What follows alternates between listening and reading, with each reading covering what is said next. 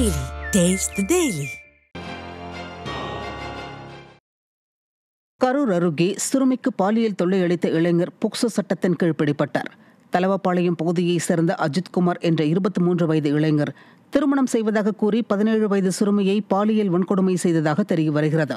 இந்த நிலையில் அஜித்குமார் வேறொரு பெண்ணை திருமணம் செய்த நிலையில் 17 வயது சிறுமி தனக்கு நேர்ந்த பாலியல் தொல்லை குறித்து புகார் அளித்தார்.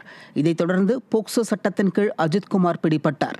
ஸ்டாலின் மாடல் ஆட்சியில் பெண்களுக்கான பாதுகாப்பு கேள்விக்குறியாகி இருப்பதாக பொதுமக்கள் அச்சம் தெரிவித்திருக்கின்றனர்.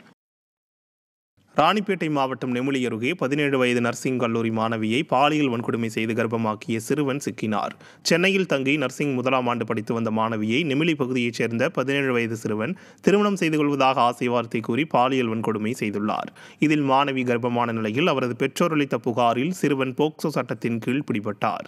நிர்வாகத்திறனற்ற அப்பா ஸ்டாலின் ஆட்சியில் சிறுமிகளுக்கு எதிரான பாலியல் குற்றங்கள் அதிகரித்துள்ளதாக பொதுமக்கள் குற்றம் சாட்டியுள்ளனர். திருவள்ளூர் மாவட்டம் பழவேற்காட்டில் இளம்பெண்ணுக்கு பாலியல் தொல்லை கொடுத்த சிறப்பு படை காவலர் சிக்கினார். நடுவூர் மாதாக்குப்பம் மீனவ கிராமத்தில் இருதரப்பினரிடையே ஏற்பட்ட தகராறு காரணமாக விடியாதிமுக அரசின் ஏவல் துறையினர் பாதுகாப்பு பணியில் ஈடுபட்டனர். இந்த நிலையில் நள்ளிரவில் பாதுகாப்பு பணியில் ஈடுபட்டிருந்த சிறப்பு படை காவலர் சுதாகர் என்பவர் வீட்டில் இருந்த இளம்பெண்ணுக்கு பாலியல் தொல்லை கொடுத்ததாக கூறப்படுகிறது. இது தொடர்பாக பெண் அளித்த புகாரில் பொன்னேரி அனைத்து மகளிர் காவல் நிலையத்தில் பணியாற்றி வந்த சிறப்பு படை காவலர் சுதாகர் பிடிபட்டார்.